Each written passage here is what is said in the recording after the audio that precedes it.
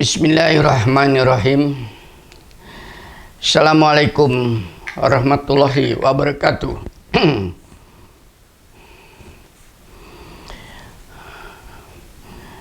Pirsawan, saudara-saudara yang saya muliakan, mari kita kembali melakukan perjalanan kajian-kajian kita terhadap firman Tuhan. Mudah-mudahan Allah memberkati Anda yang sabar mengikuti dan istiqomah.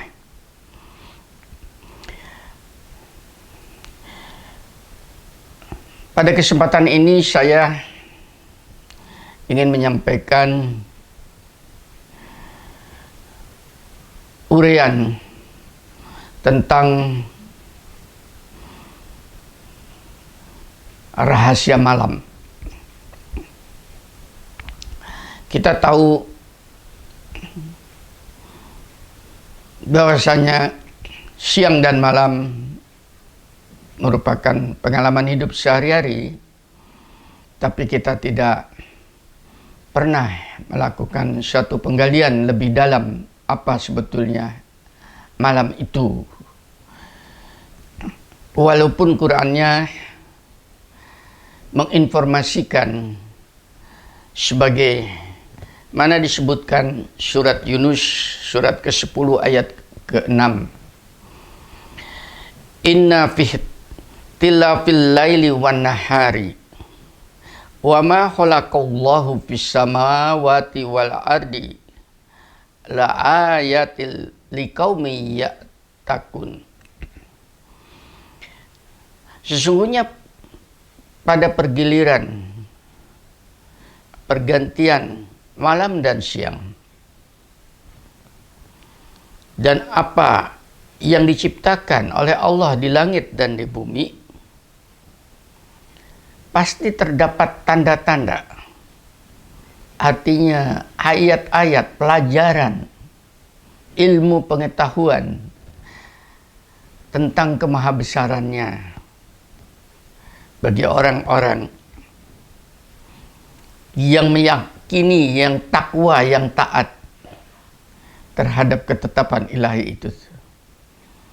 Nah, saya tidak membahas siangnya, tapi saya membahas malamnya dulu, yang untuk saya sebagaimana saat saya menyampaikan ini saya lakukan setelah sholat subuh.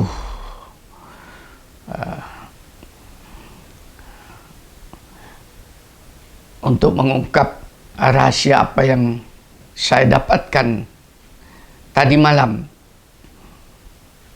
Namun demikian, sebelum saya melanjutkan, saya mengajak Anda untuk bersantai ria. Jangan terlalu tegang, jangan terlalu serius, santai saja. Kita ngopi dulu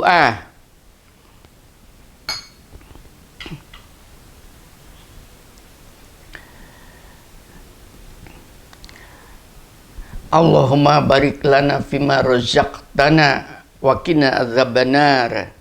Bismillah. Aduh, lezat rasanya kopi ini.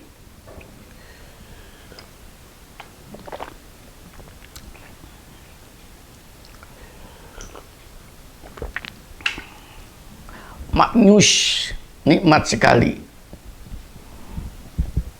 di tenggorokan yang sudah tua ini, memberikan energi.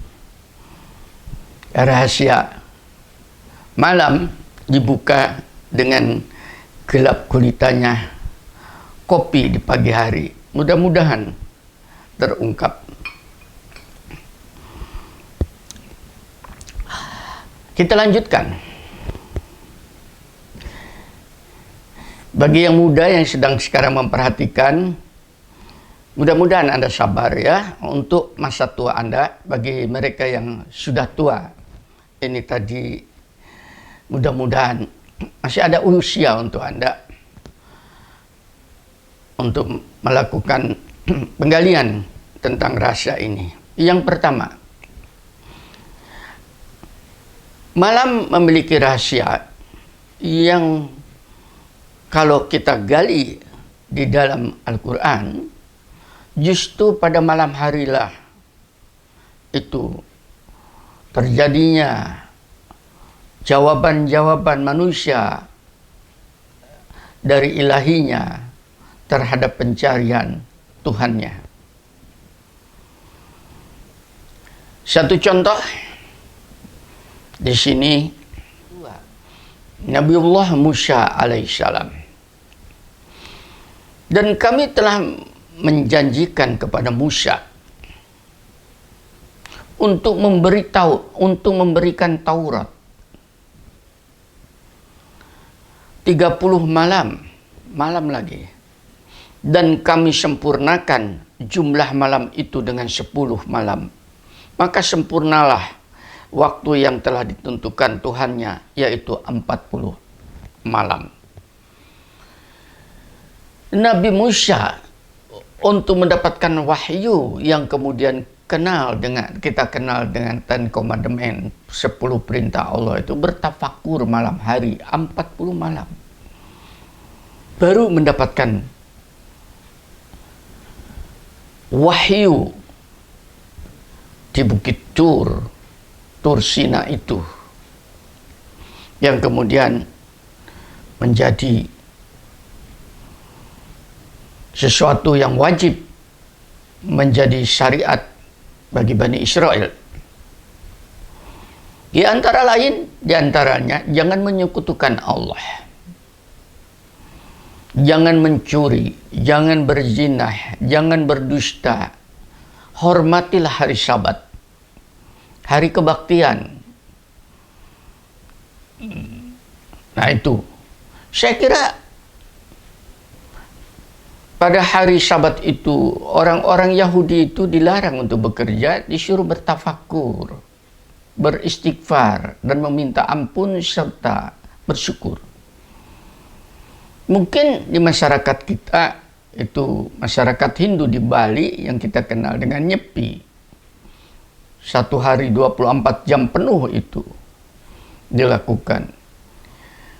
Orang Islam melakukan hal serupa itu, yaitu pada waktu wukuf di Arafah, untuk melakukan introspeksi dirinya.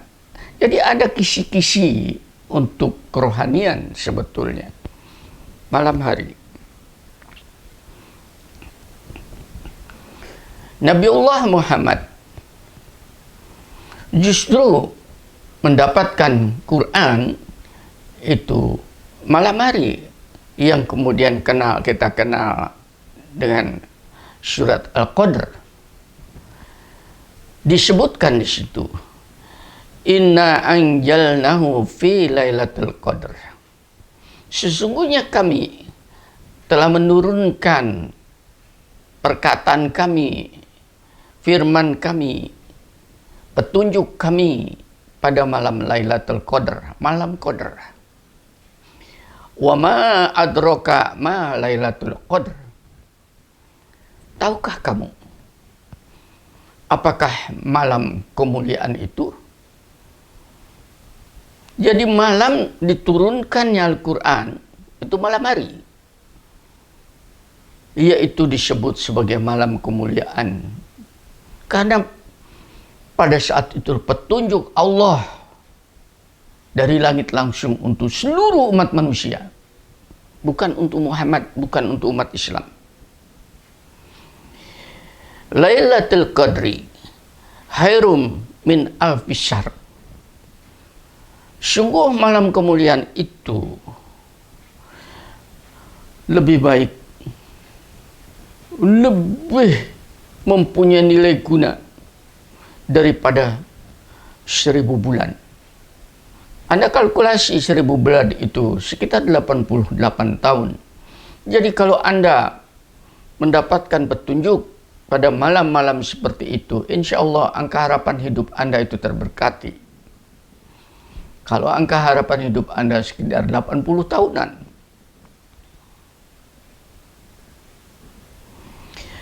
tanazzalul malaikatu warruhu fiha biidni rabbihim min kulli amr. Karena pada malam itu diturunkan malaikat dan ruh, dalam hal ini Jibril, dengan izin Tuhannya untuk mengatur segala urusan. Jadi Al-Quran itu pada dasarnya untuk mengatur segala urusan kemanusiaan. Yang membawa itu malaikat yang paling dahsyat, yaitu Jibril. Maka tolong dihormati dong. Salamun hiya hatta ma'at lail fajr. Maka sejahteralah malam itu sampai terbit fajar. Itulah sebabnya kenapa sebelum terbit fajar, dikala terbit fajar ini, saya menyampaikan tausiah saya sebagai rasa syukur saya bahwa tadi malam itu saya melakukan aktivitas pendekatan, menggali rahasia-rahasia malam bersama Tuhan saya, entah Anda. Itu yang pertama. Jadi jangan main-main dengan malam itu. Jangan digunakan untuk hura-hura, jangan digunakan untuk maksiat. Insya Allah Anda akan terberkati. Kalau sebaliknya, maka Anda semakin jauh. Saatnya bagi mereka yang suka ke diskotik untuk beristighfar. Bukan di situ tempat Anda. Tapi tempat Anda adalah bertafakur. Seperti apa yang saya lakukan seperti ini. Mudah-mudahan Anda bisa paham. Yang kedua, malam itu adalah sebuah perjalanan kerohanian. Peristiwa ini dikemukakan di dalam peristiwa Isra Mi'raj. Walaupun ahli-ahli tafsir mengatakan bahwa perjalanan Nabi Muhammad itu dengan jasadnya, oke, itu sebagai sebuah analisis. Tapi yang utama pada dasarnya untuk kita adalah kerohanian itu sendiri. Karena kita tidak akan bisa melakukan peristiwa serupa ini, yaitu tentang Isra dari Masjidil Haram ke Masjidil Aqsa dan Mi'raj sampai kepada Sidratul Muntaha. Ini disebutkan peristiwa ini di surat Al-Isra, surat ke-17 ayat 1. Saya bacakan, mudah-mudahan Anda sabar. Subhanalladzi asra bi abdihi laila minal masjidil harami illal masjidil aqsal ladzi barakna haulahu linuriyahu min ayatina innahu wasami'ul basir. Maha suci Allah yang telah menjalankan hambanya Muhammad pada malam hari, rahasia malam, dari Masjidil Haram di Mekah ke Masjidil Aqsa di Palestina, yang telah kami diberkati sekelilingnya. Jadi Timur Tengah itu tadi sebetulnya terberkati oleh Allah karena di situ diturunkan para nabi. Agar kami perlihatkan kepadanya sebagian tanda-tanda kebesaran kami. Sungguhnya Dia Maha mendengar, Maha melihat. Nah, peristiwa Isra Mi'raj itu peristiwa yang dahsyat untuk keyakinan umat Islam karena di dalam Al-Quran disebutkan secara eksplisit. Sedangkan Mi'rajnya itu Anda baca di surat An-Najm, surat ke-53 ayat 13-14. Naik ke langit ke Sidratul Muntaha. Walau alam itu, apa itu Sidratul Muntaha? Ya, akan tetapi sebuah alam yang tidak bisa disentuh oleh siapapun. Bahkan malaikat Jibril sendiri tidak mampu. Tapi engkau berjalan ke sana, ya Rasulullah. ya Muhammad, karena alamku hanya terbatas kepada alam malakut. Di sana Nabi Muhammad melihat wajah Jibril dalam bentuk yang aslinya seperti itu. Disebutkan di dalam Sidratul Muntaha itu dekat dengan alam yang kita kenal sebagai alam surgawi. Nah, ini peristiwa-peristiwa malam hari disampaikan. Maka tolong malam itu saudara hargai, saudara hormati. Jangan saudara sia-siakan. Nah, kesempatan inilah oleh saya gunakan. Kalau Nabi Muhammad bisa Isra dan Mi'raj pada malam hari, diperkenankan. Kenapa peristiwa itu disampaikan kepada saya khususnya, entah kepada Anda? Agar siapa saya pun bisa mencontoh perjalanan seperti itu. Walaupun berbeda maknanya, tapi hakikatnya adalah sama, yaitu berbeda peristiwanya, tapi maknanya sama, yaitu kerohanian saya.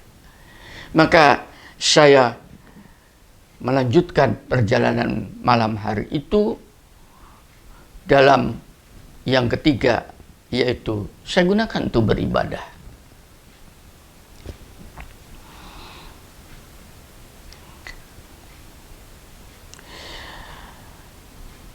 Saya mengikuti petunjuknya di dalam surat Furqan 25 ayat 64. Dan orang-orang yang menghabiskan waktu malam untuk beribadah kepada Tuhan mereka dengan bersujud dan berdiri.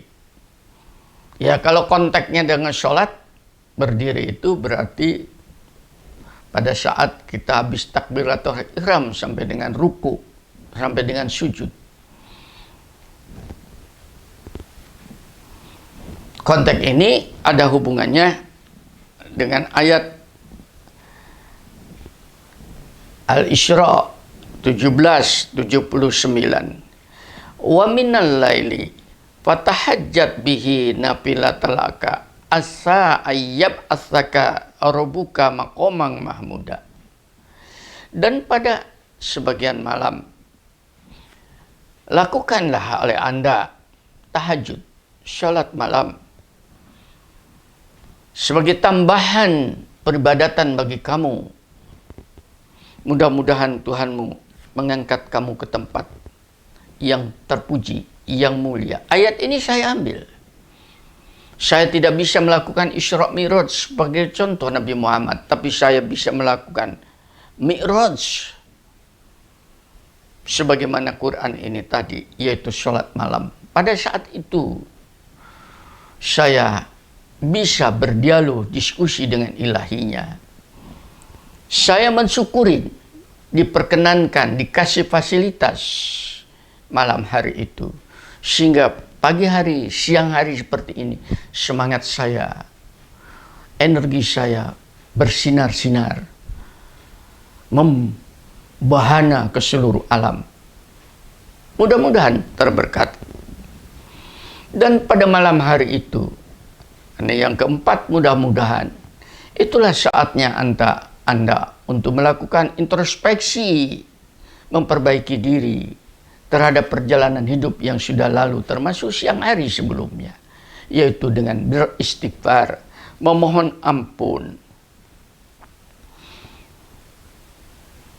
kepada ilahi itu tadi. Ini disampaikan di ayat berikutnya. Pada saat malam hari seperti itu, mereka sedikit sekali tidur. Kenapa? Selain mereka untuk melakukan sholat malam, mereka melakukan istighfar. Dan pada akhir malam, sebelum subuh datang, mereka memohon ampunan kepada Allah. Anda silahkan baca surat 51 ayat 18. Kenapa peluang ini tidak digunakan oleh Anda? Apabila Anda beristighfar, telah banyak perbuatan yang aku lakukan, yang sungguh apabila perbuatan itu terbuka di akhirat nanti, betapa malunya aibku terlihat oleh seluruh makhluk di alam. Maka perkenankan Tuhanku, aku mendapat maghfirah-Mu. Tutupi, hapuskan, seperti seakan-akan aku seperti Engkau telah membersihkan kain putih yang kotor dari noktah-noktah yang ada di atasnya. Meminta ampunan tadi. Bukan untuk ketawa cakakaan malam hari dengan dosa dan maksiat, tapi untuk berlinang air mata seraya melakukan introspeksi ke dalam diri bahwa kita makhluk yang lemah, penuh kesalahan. Dan pada malam hari itulah yang kelima, saatnya Anda bertasbih, memuji, memuja, bertafakur kepada Allah. Dan bertasbihlah kepadanya pada malam hari. Dan demikian pula Anda teruskan setelah sholat. Sungguh, pada sebagian malam, hendaknya kalian bertasbih kepadanya. Dan pada waktu terbenamnya bintang-bintang, yaitu menjelang fajar. Perintahnya bertasbih. Kata-kata perintah di sini hendaknya diambil sebagai sebuah kesempatan. Dan pada sebagian malam, hendaklah kalian bersujud kepadanya, tersungkur untuk menurunkan harga dirinya di depan kemuliaannya. Dan bertasbihlah kepadanya, mengagungkan namanya pada malam hari, supaya apa? Terrefleksi pada diri kita. Pada saat kita bertasbih memuji Allah, pada dasarnya kita itu sedang memuji diri kita sendiri. Karena Allah itu pada dasarnya tidak perlu pujian, karena dia sudah terpuji. Tapi kenapa menganjurkan? Supaya keterpujiannya itu terrefleksikan ke dalam diri kita. Apakah kita tidak malu apabila setiap malam kita Maha Suci Engkau, Engkau Maha Agung, kemudian siang hari kita berbuat sesuatu yang justru menghancurkan harga diri kita? Itu maksudnya. Yang berikutnya, malam hari, agar supaya jiwa Anda, diri Anda diisi, itu roh diri Anda itu memerlukan ada koneksitas dengan ilahi. Harus disetrum kembali supaya punya semangat hidup.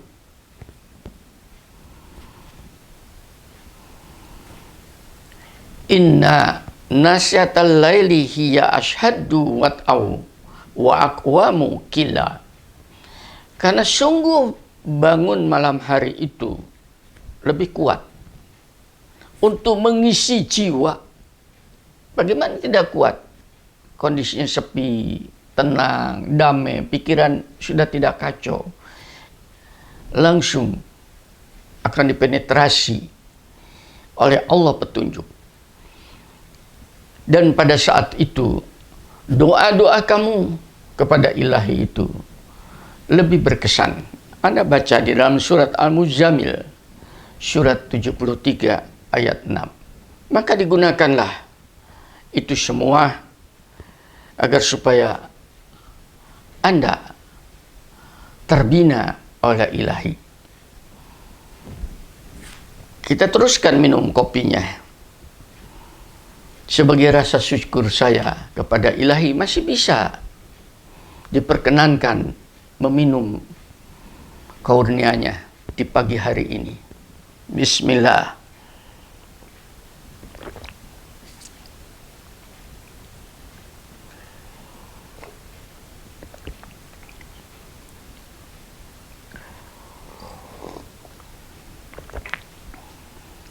Maknyos.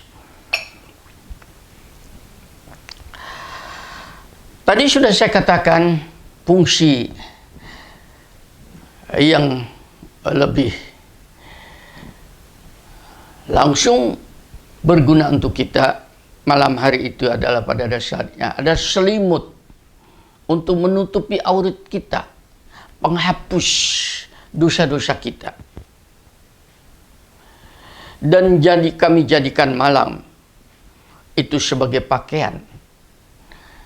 Namanya pakaian, saya berpakaian ini tidak ada lain fungsinya supaya aurat saya tidak nampak keluar selain untuk keindahan diri kita. Jadi kalau kita gunakan malam hari itu untuk istighfar, wah insya Allah itu tadi kita akan terhapuskan dosa-dosanya. Oleh karena itu, jangan kemudian setelah kita datang malam hari, besok paginya kita buka kembali aib kita. Bukankah sudah ada malam sebagai penghapus dan penutup kesalahan-kesalahan kamu sebelumnya?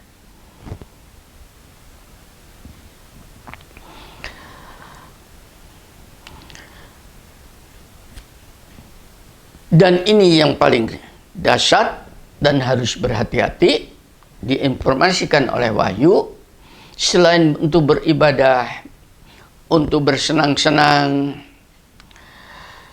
untuk beristirahat, dan dialah yang menjadikan malam untukmu sebagai pakaian tadi katakan, dan tidur, dan untuk beristirahat.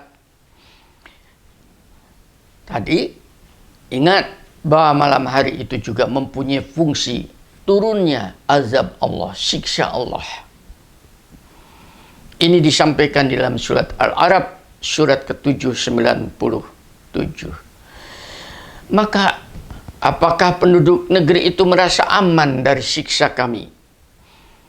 Yang kami datangkan malam hari ketika mereka sedang tidur. Hati-hati.